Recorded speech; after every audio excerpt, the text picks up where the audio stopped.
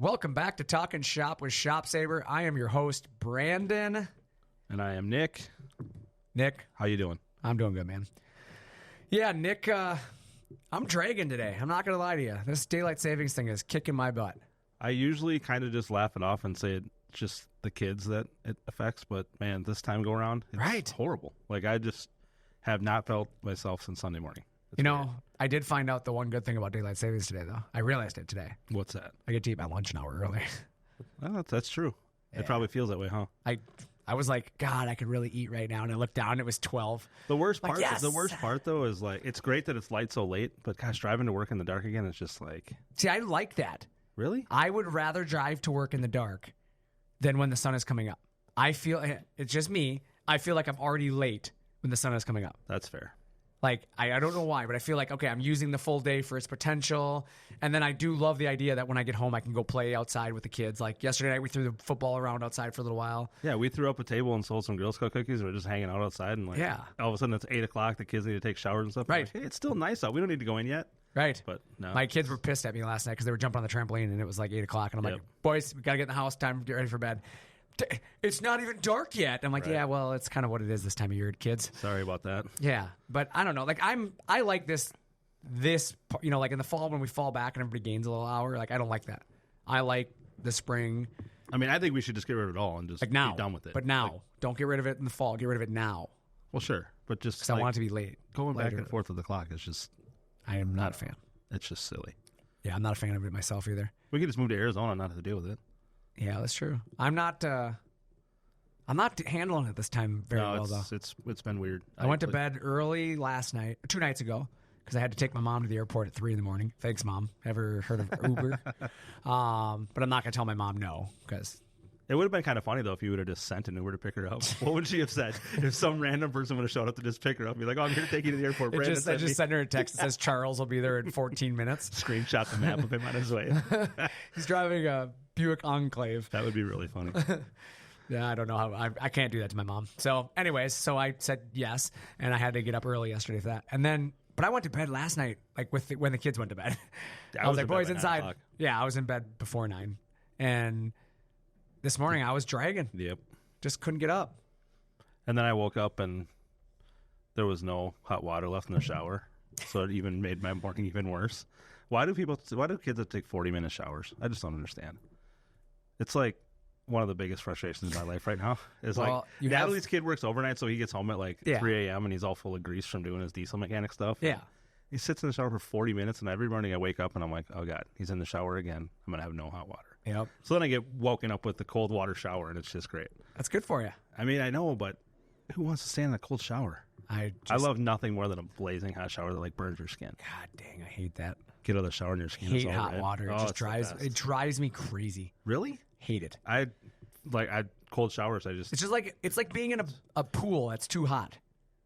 I mean, is there such a thing? Yes.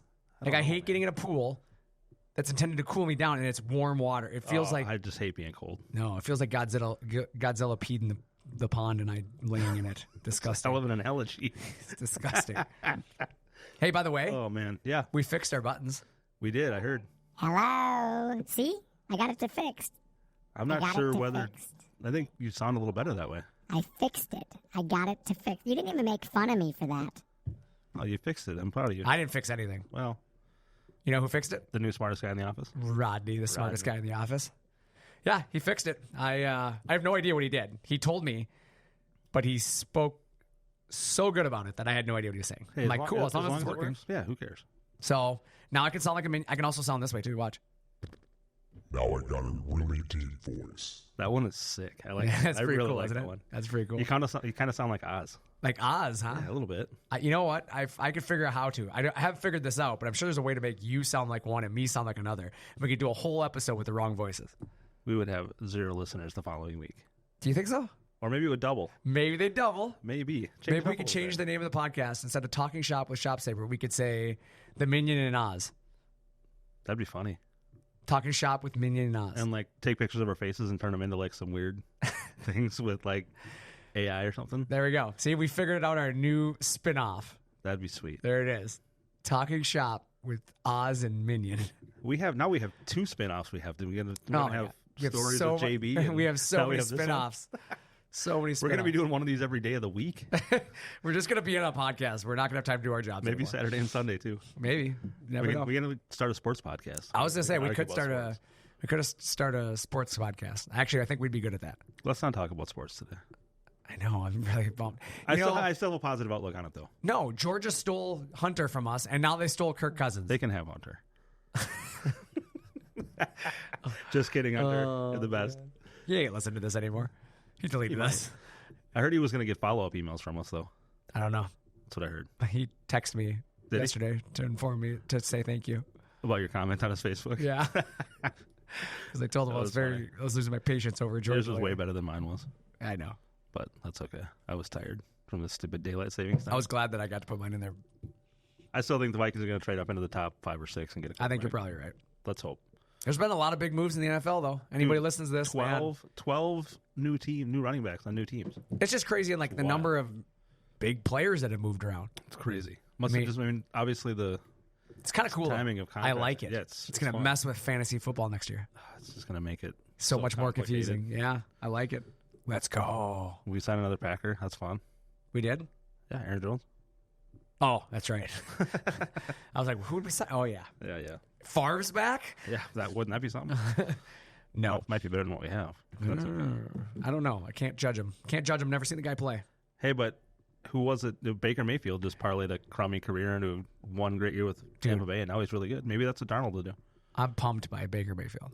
It's pretty sweet. I liked him before, though. I was always a Baker Mayfield fan. Yeah, he always seemed like he had the Right. right attitude. Like, he always had the right attitude, even when things were going bad. Yeah. Like, he never was, like, crapping on the team, in my opinion. No. And even when he went to, like, Rams that Monday night game or whatever it was, or Thursday Yeah. night game, and he just balled out that game. Yep. And then they interviewed him after, and he was just, like, humble about it. Like, Yeah. oh, I just came out to do my job, blah, Yep. blah, blah. Like, he wasn't like, I'm the best there was. They made a mistake sending me here. Like, just cool. Like, humble as heck about it. Like, that's what I've liked about him, and he's a good football player. Heck yeah. And he knew what he had inside of his tank, right? So he Right. knew what he was going to Right. give him. Just always gave it his all, and it's paying off for him now. Yeah, which kind of works. I mean, this kind of fits in, though, to be honest with you, today's episode. Because today I wanted to talk a little bit about, like, moving forward against the odds. And, I mean, in all honesty, like, Baker Mayfield kind of did that, right? Heck yeah. Like, the odds all said his career was over. He was making like $4 million next year. Now he's going to be making 30. Well, you know, the Imagine other that. thing I was That's thinking crazy. of is, like, think about Brock Purdy. Yeah. Dude's making 974 million or 974,000 Yeah. for the whole year, The last pick in the whole draft. which I get it. We're all listening like, I wish I could make 974,000 a year, right? Right, yeah. Like, I get it. It's a lot of money to a lot of people. But for his career, like, when you consider his career, it's not a lot of money. Well, you consider what he's done and compare that to others that have done the Well, same. that's what I was gonna say. They're So- making 30, 40, $50 million a year. Well, look at It's crazy. Russell Wilson is a perfect example. Yeah. $84 million, Man. and he got cut or released or whatever you want to call it, right? Yep. Like, he is, you know, Purdy's playing at a much higher level right now, Oh, yeah. and yet $84 million difference between their contracts. It's insane. Like, that's a lot of money. And so, like, when you think about that against all odds, right? Like, you got to think about the challenges. And that's just one that we all can talk about, right? I mean, a lot of people understand sports, so that's why I use that as an analogy here, or as kind of the comparison. But even in your own business, like, you have to think about, you know, or your own life, you know, how challenging times, you know, can really challenge your mindset sometimes, right? Yeah. Sometimes it's easy, and I'm guilty of this myself. You know, in my personal life, I'm very guilty of letting challenging times take away from the things I've accomplished. I mean, I think naturally it's easy to do that, though, right? Right. I mean, for all of us, because obviously you want to do the best and put your best foot forward, but sometimes there Right. are things that kind of get in the way of that, and it's hard to just block that out and Right. ignore it. Well, I feel like and personally, I take it as one of the reasons why I think I do find success in a lot of what I put myself towards is because I do take the failures personally. For sure. I do take the things that I feel like I expected more out of myself, and I should have been able to do more with it. And when they don't materialize or they don't turn into something that I expected, I take them personally. And I think that's a lot of times, like, specifically for us, our customer support and like why we are so highly regarded in customer support, I think starts with the fact that I don't accept failure. I don't accept one like, oh, well, you know what? you're going to have a bad one. Like, I just don't accept that. Right. Like, I will do everything I can, and sometimes probably to my own fault, I'll go out of my way to try to please people, right? Mm-hmm. And I try to do things that sometimes probably isn't the most beneficial thing for myself personally. I probably induce myself in more stress and more turbulence than I need to because I take on more than I should. But I feel like that's also where it causes me to push the boundaries of the status quo. Yeah, I mean, because you're always trying to put the best into our customers, right? Right. You want to give them the best result, even though they had a hiccup along the way. Right. You can still step in and make sure that at the end of the day, they're still happy with what has transpired before that, right? You know, I think, and as crazy as it sounds, I think it's why I became an insurance agent for a portion of my life there. You know, I had my own insurance agency, and part of it was exactly that. It was, prior to that, I was going into law enforcement. And it's just kind of who I am. It's like, I want to help people during their worst times. Yep. Right? Like, people rarely call EMS, fire, police when things are going good, right? Typically, yeah. They call them when they need help with something, Yep. right? And same goes for like your insurance agent. You pay for insurance every single month in the hopes that you never have to use it. Correct. It's the one thing you could sell in life that you're praying that the person never uses. But like, my whole philosophy is when they do have to use it, or if they have to use it, or, you know, something comes, I wanted to be the guy that was there to assist them and help them through the most difficult, you know, moments of their week, right? Yeah, and like calm their nerves through the whole process, right? Like, obviously, having to use your car insurance or whatever insurance it might be is like, it's a daunting task, right? You don't, I mean, most of us know. I mean, I can say, fortunately, I've never had a car accident that I've had to do that for. So, like, yeah, knock on wood, right?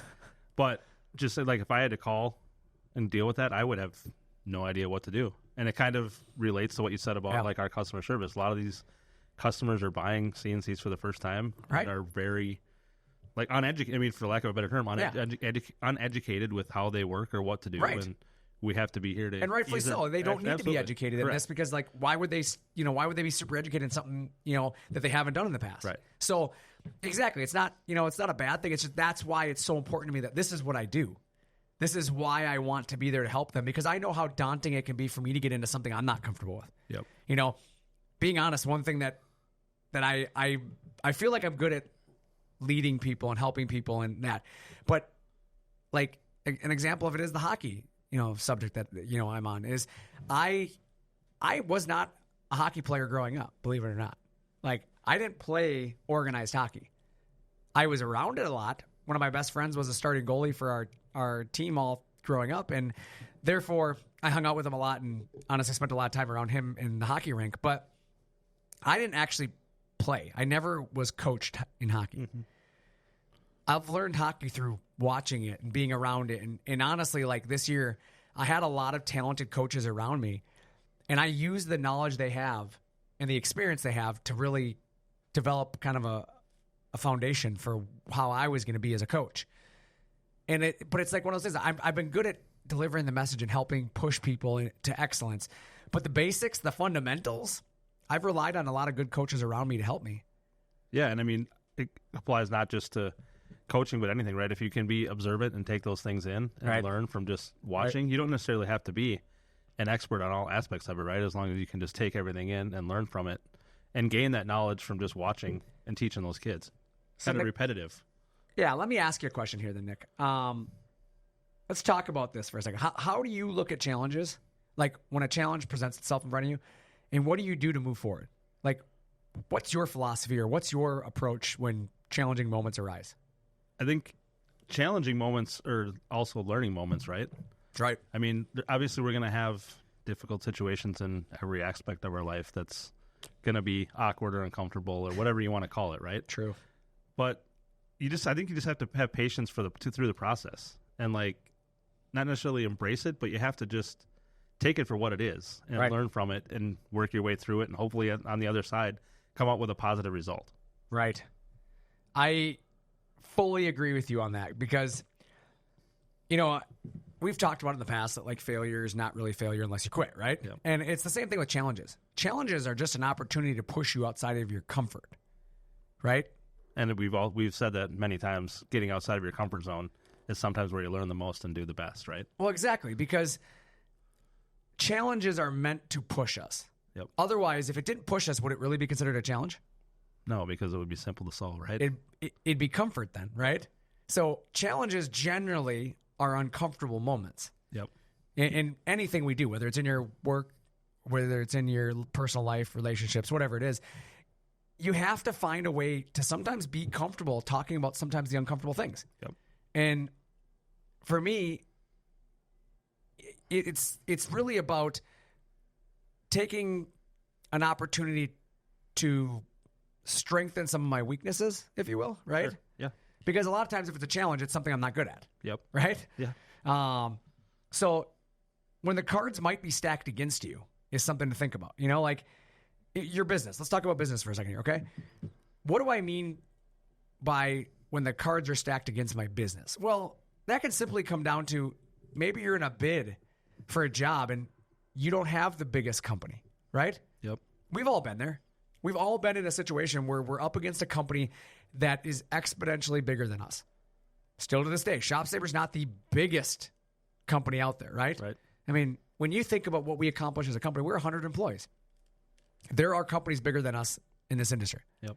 There are companies that have the ability to put more firepower behind their methods, right? Yep. But when when it's stacked against you, I guess the expectations are lower, are they not? Yeah, probably. Right? People expect you to fail. For sure. Yeah. I think that's fair to say. Yeah. So how do you create an opportunity out of that? How can you find a way to create opportunity from those moments? And a lot of times it's simply you have to look at what is causing you to fail. Is it really the people? Is it the structure? Is it the money? What is it that's causing you to feel like you're going to fail in this, or that people expect you to fail in this? I mean, it could be all of it, really. I mean, it could be be kind of just the perfect storm of everything being wrong at the same time or not going away at the same time. I look at it the opposite. I have the opportunity to succeed. Like, that is who I am as a person. Sure. Challenge me, and I will always push myself to limits that you didn't know I was capable of. Yep. There's a quote I love to use that I truly believe in. It's throw me to the wolves, and I'll come back leading the pack. And what that means is you can leave me out to dry. You can push me to this boundary. Like, your competitor can attack you, whether it be marketing or, however they're doing. They're stealing your customers. You have that fight or flight, right? It's going to push you to do better. Mine is push me to be better. Like, Yep. I want to prove you wrong. Absolutely. I'm going to work twice as hard as I would have worked had you just left me alone. Yeah. Right? Yep. And that's the way you should work in your business. Like, if your competitors are, sometimes it's the big box store, right? Let's just talk about it is what it is here. You're a cabinet maker, and maybe you're going up against some of these big box stores that sell generic cabinetry or generic doors. You know what I'm saying? Yep. And it's easy to be like, well, look how big they are. You have an opportunity to steal the business from them. For sure. And you know how you do that? You outwork them. Because do you think the guy at the store really gives a crap if he sells that cabinet or not? Not one bit. Nope. So go out and work a little bit harder, make a higher quality, better looking cabinet. And at 5 o'clock, that guy's going home. Yep. You're not.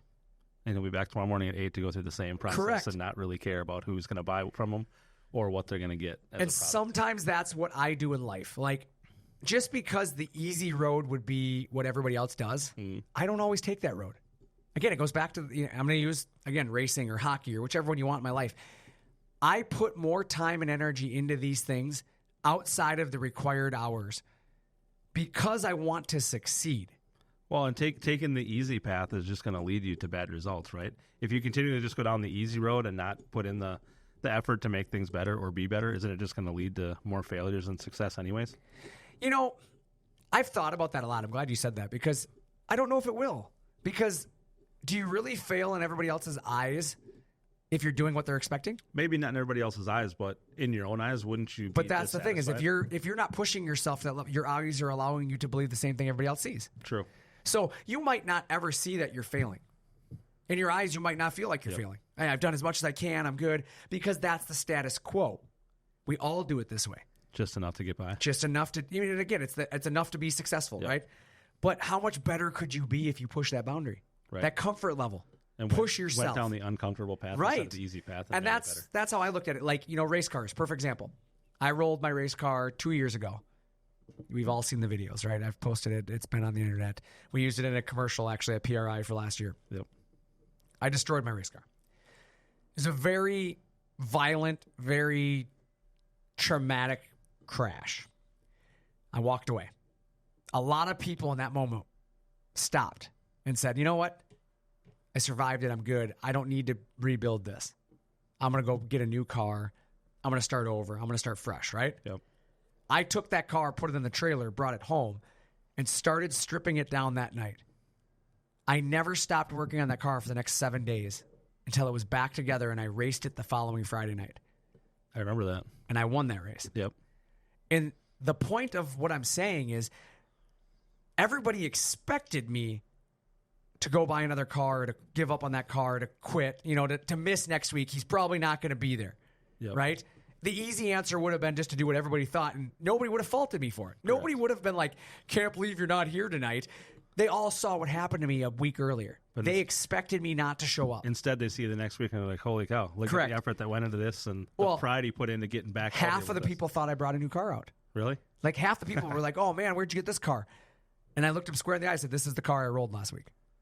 And nobody believed me right away because it was not what normal people would do, right? I pushed myself to this probably ridiculousness. Again, it goes back to I probably took more burden and more stress than I needed to that week because I slept for 7 hours that entire week. But how much more pride did you take when you went back out there the next week and won with that? When I won that win has been the best win I've ever had in my life, and I've won way bigger races than that race. But it's just because of that win is the one win I will probably never forget my entire life because of the fact that I had so much time and energy wrapped up in that. And mind you, I got 7 hours of sleep because I was working on the car all the time because I never missed a day of work. Yep. I not only made work every day and came here and ran things and did things the way I was supposed to do, but I went home then and put everything I had into that. And it's just that sense of pride of pushing myself against all odds, right? The odds were stacked against me that you just destroyed something. You're probably not coming back. Well, and wouldn't it too have been easy to say hey, I just went through one of the craziest crashes I've ever. I need some time away from sitting in the car and racing. I mean, that would have been something that people probably would have done too, right? I need some time to get away from this and kind of recover mentally from what I just went through, but instead went out there. You know why I didn't do that? You know the real reason why I didn't do that? Why is that? Because I needed to prove to myself I could get back in a race car. After wrecking it, there was just all that emotion that I had to prove to myself that I didn't let it shake me. You can get back in, you'll be fine. Sure. I had to. But not everybody could have done that a week later. But that's my point. I didn't want to allow my mind to start questioning itself. Sure. Just fully divulge myself into getting it back together and proving I can do this again. Right? Yep. Don't give myself the excuse because I was worried. That's what I was worried. I wasn't worried about what other people would say. I was worried about what I would say to myself. So let me ask you this. Would it have been even possible to get a new car built and ready to go in a week? No. You know what I'm saying? Let me take that back. Yes. It wouldn't have been what I wanted, though. Right. Okay. I could have bought a car. There would be a car out there I could have bought. I could have found a used car. I'm sure somebody had a car sitting around that I could have bought. Sure. But to my standard for what I was looking, no. I know for a fact my car builder couldn't have built a car that fast for me because he had other people. It's it'd be like a perfect example is ShopSabre customers, right? You've put your name on our list. We're building the machine for you. And then somebody tomorrow calls me up and says, hey, I need another machine real fast. Yeah. I would have to bump somebody else, and it's not the right thing to do. And fortunately for me, I know that the builder I work with has the integrity to not do that. Sure. So it wasn't even a question in my mind to call him and be like, hey, can you get me a car by the end? I wasn't going to ask him to jeopardize his integrity. But again, it also kind of proves the mentality that you had, right, to go out there and get it back out and working right away instead of just, again, taking the easier route and just going to buy a new car, right? Yeah, exactly. And that's so there are some challenges, but again, it's all the odds are kind of fitting what we're talking about today. All the odds were stacked against me on getting back out there, right? Car's destroyed. We got 5 days till the next race. What are you going to do? I'm going to just not sleep for 5 days and get it ready to go. I'm just going to work. Out there. Yeah. It's 24 hours in a day, and I'm going to use every one of them I have to this week because I can sleep next week. Yep. Because there was no daylight savings time coming up. I got lucky. The weekend I wrecked it, was it Memorial Day? We had Monday off for some reason. Could have been Memorial Day. I think it may have been. No, it wasn't that late either. Yeah, it wasn't late enough for Labor Day. I think it was Memorial Day probably. But yeah, I think that's what it was. We had Monday off of work, something, and so it was just it's easy to look at all the odds that are stacked against me, but I saw an opportunity, right? hey, we don't got work on Monday. I can get a lot of work done in that day. Yep. If I use that day to my advantage, I think I can get this thing built. Absolutely. And I started tearing into it. So again, when the cards are stacked against you, sometimes you just got to look for opportunity. And that's really what I wanted to, kind of talk about today is that you got to embrace that underdog opportunity, right? Sometimes, everybody loves an underdog story, do they not? Always. I've never met somebody who's really hope the underdog never wins. No, I always want them to win. Right. Really, everybody, it's why I cheered for the Cleveland Browns for so many years. Yeah. It wasn't because I truly liked the Cleveland Browns. I just loved the fact that everybody expected them to lose.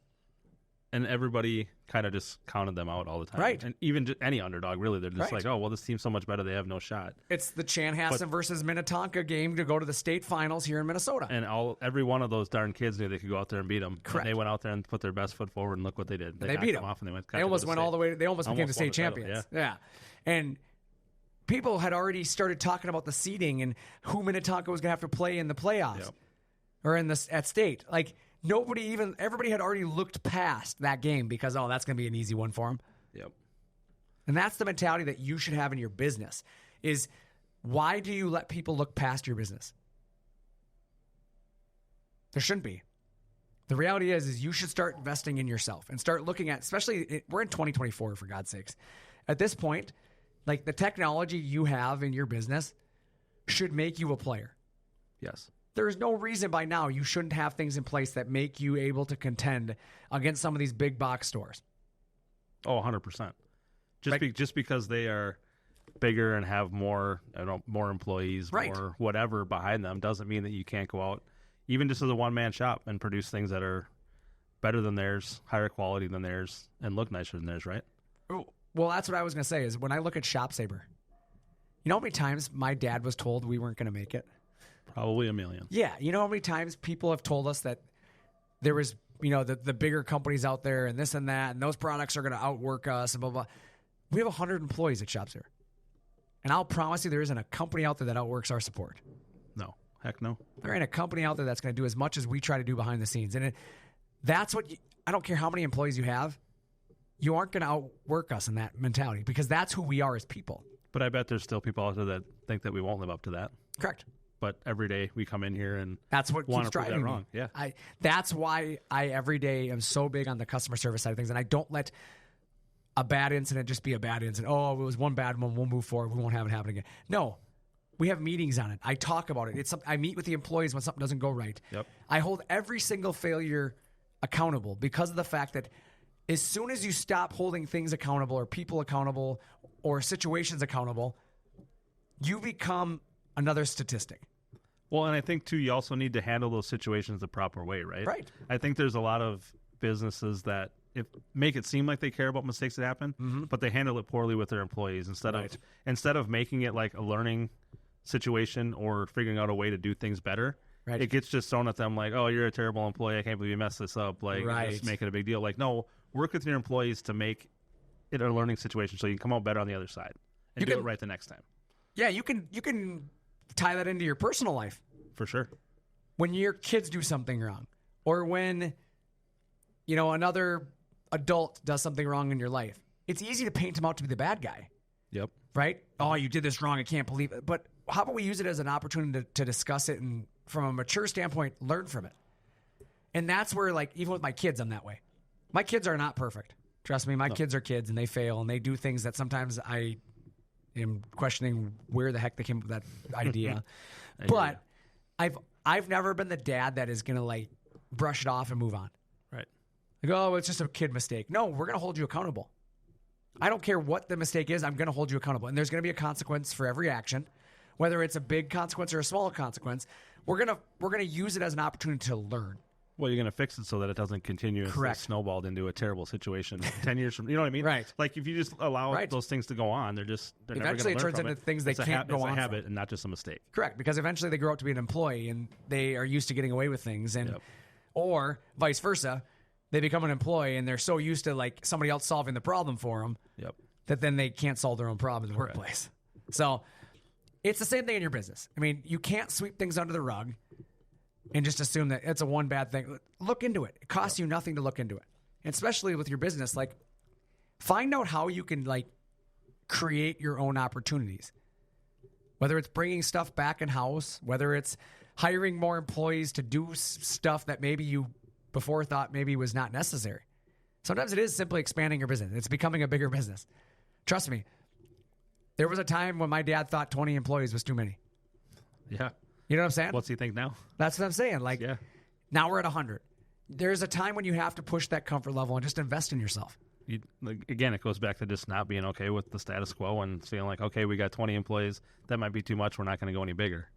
I mean, you just have to continue to allow yourself to grow and expand and become better, right? Right. And there's plenty of times that me and my dad have had disagreements about things that we've done, right? Because he thinks one way, I think another way, and I've had to learn from him. Sure. Sometimes changing something isn't the best way, right? But sometimes my ideas have really helped make us a better company. But I think, again, that goes back to handling those situations properly, right? Like, Right. just because somebody has an idea that you might not agree with, you can't just shoot them down and tell them how terrible it is, because Right. then what are they going to do next time they have an idea?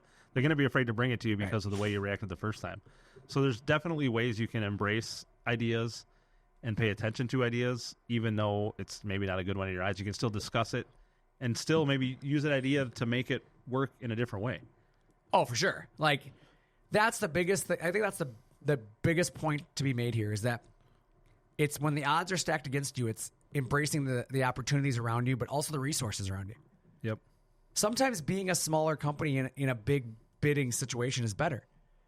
You know why? Because you hear more what's going on. As a bigger company, there's more ears, and then you're relying on the game of telephone. Mm-hmm. And we've all played telephone as a kid. Yep. Rarely does the message start and finish the same. Usually not even close. So my point being is that you have an advantage. Embrace that advantage. For sure. Go after that. Like, look into what you can do to make the situation right, for the customer, or what can I do to increase the customer experience? Well, and I think too that going back to that, you can have, situations that happen, that have a customer unhappy at a certain point. Right. But you can talk to them or talk to an employee about what happened in the situation. Right. And then you can go back to that customer and explain it to them and say that you address it, and they can see that you care enough to address it and try to fix the situation and they'll probably come out in the end to not having a sour feeling towards, what happened partway through a process. Sometimes it's just picking the phone up and actually addressing it. Right. I mean, people just sometimes don't know. Yeah. And once you tell them and explain it to them, they Right. understand more, and they Right. understand kind of how the things happen that happen. Don't let the odds being stacked against you be an excuse. Correct.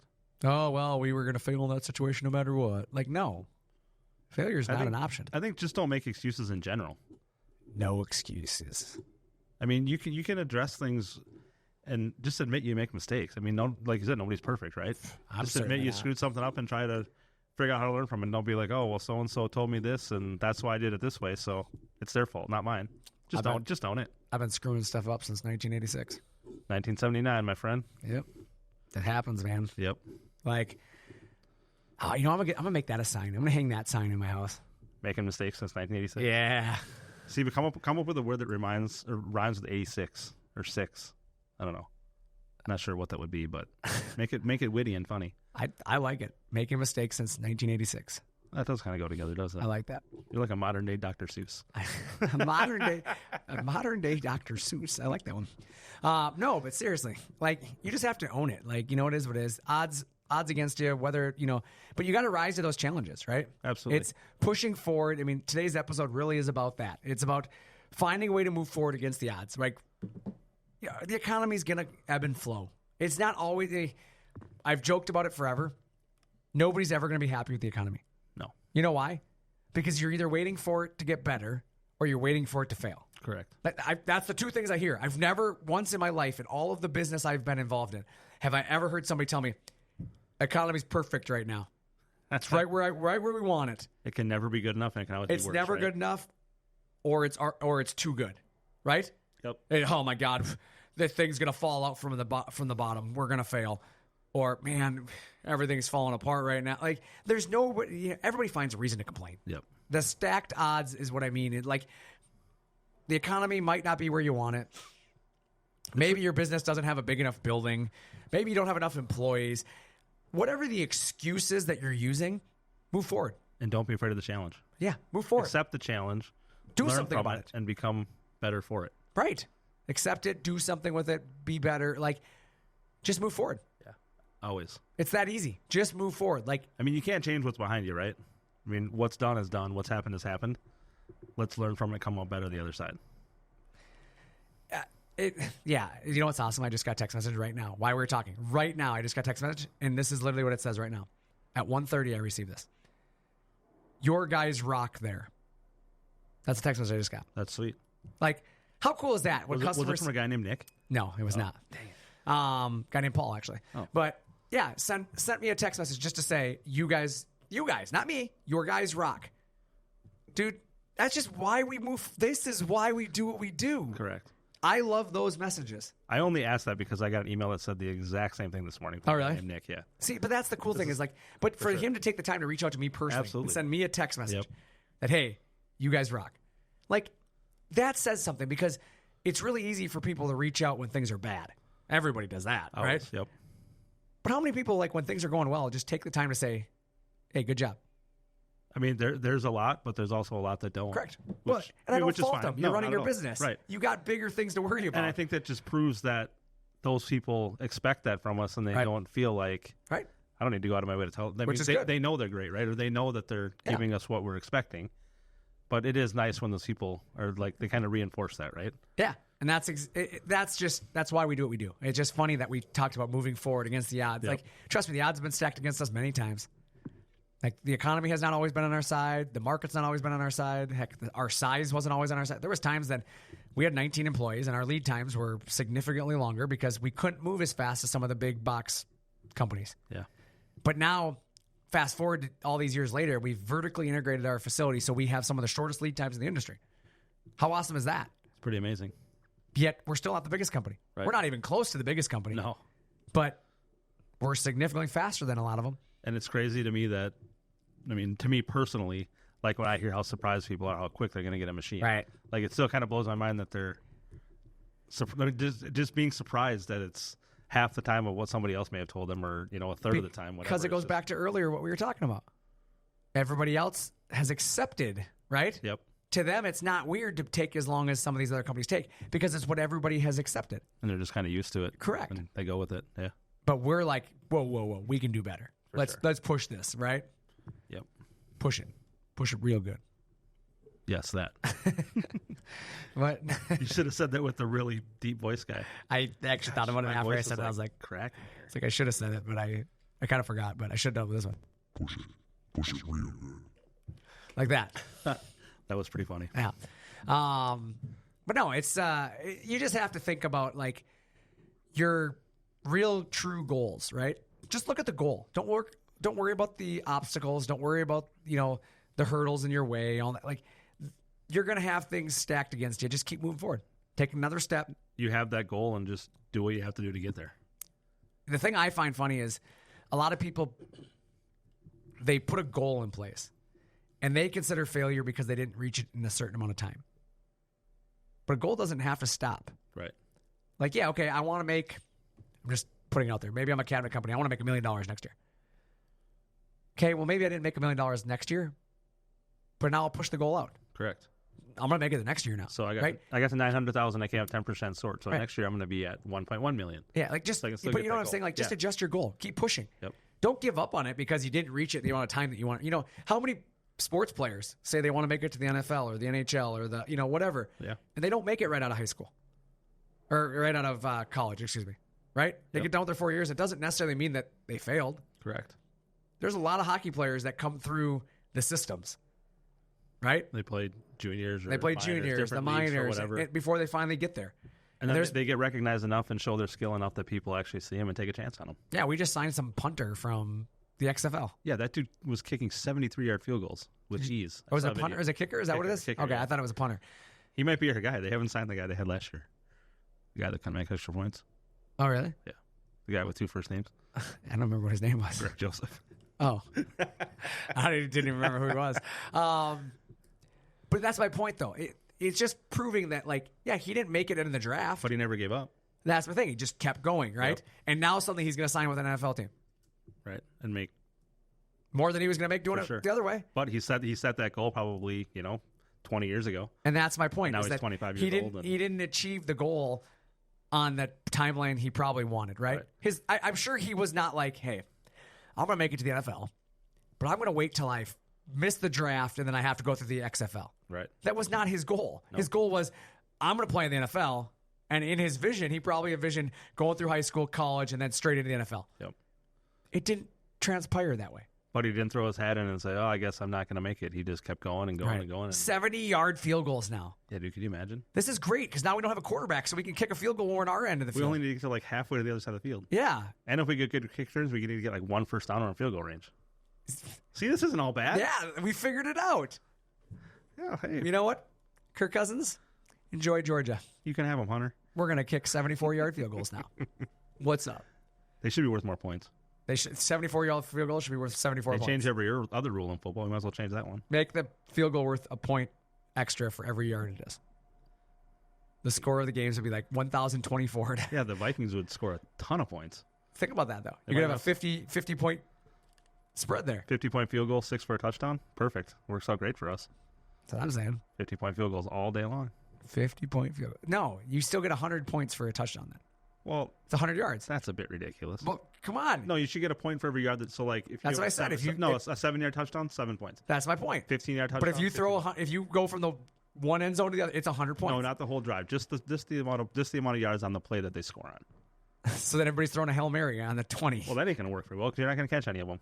We're just going to kick field goals. Unless you're playing against the Vikings, then you might. Well, their defense is. Or the New Orleans Saints. We're going to just win games 9-6 from Miracle. now on because our defense is so good and our offense sucks. Remember That that football game? we That went was to the worst 9-6? football game I've ever been to. We went to the Minnesota Vikings-Bears game with ShopSabre sales team.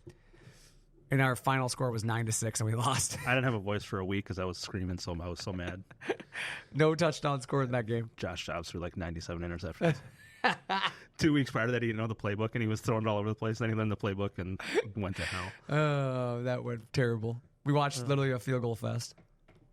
It was terrible. I feel Thanks like for reminding me of that game. You guys brought it up earlier. You reminded me of it. I'd forgotten about it until Connor was here. Connor brought it up, not me. We had Connor just here from Geneva Capital. He was talking about overcoming odds as well. He was. So that's what I got today. I mean, literally, I don't have anything else. I just wanted to talk about motivating people to find their inner strength, to keep pushing, and then when they don't know what to do, they just go right out and find the next thing that they're going to work on. And maybe what it is they go to our website. ShopSabre.com. And then they buy a CNC It's a machine. great place to start. Start there. And Buy a as, CNC as machine. Dickie V once said, don't give up. Don't ever give up. Yeah, I like that. We should finish on that note. No, I agree. But no, seriously, don't give up. That is really the honest answer. For sure. Like, push against all odds. I don't know what challenges you're facing in your business today as you're listening to this, but I want you to think that in 10 years you probably don't remember some of the smaller ones that you're dealing with. 100%. Just keep pushing. Yep. You will thank yourself in 10 years for not giving up today. Then you will be successful and you will succeed. Yep. And then you will say, remember that Talkin Shop with... ShopSabre episode number 144. That's what changed my life. I was trying to remember the name of what we were going to be. Talkin Shop with Minion and... Donkey. I don't remember what the other one was. You can be Donkey. I don't care. Oh, it was Minion and Oz. Minion odds. That's what it is. God, we're terrible at this. But yeah, I mean, seriously though, you could think about like some of the motivation, and hopefully some of these episodes give you some motivation to keep going. And obviously, we want to hear from you guys. Keep sending us emails. We appreciate the emails. Keep sending us topics, ideas, things you want to talk about. Heck, if you want to be a guest on the show, send us an email. We're always looking for new ways to bring more content to you, the listener. So let's just keep the week going, keep turning, and be proud of the work we do, right? Absolutely. With that, I'm Brandon. And I'm Nick. Thanks for talking shop with ShopSabre.